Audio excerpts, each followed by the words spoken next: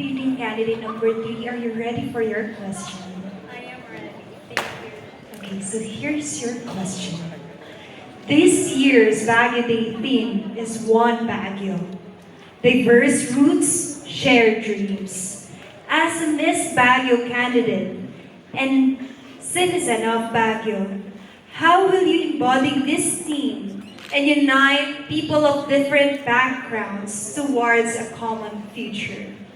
Again, this year's Baguio Day theme is One Baguio, Diverse Roots, Shared Dreams.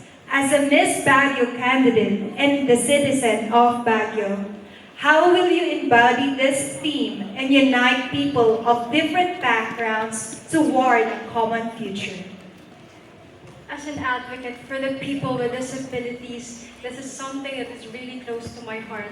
And as a candidate of Miss Baguio 2025, I embody it as I stand here tonight to use my voice to be an inspiration to other people and to be a reminder that no matter where you came from, that no matter what able or capability that you can do, you are just as capable as anyone.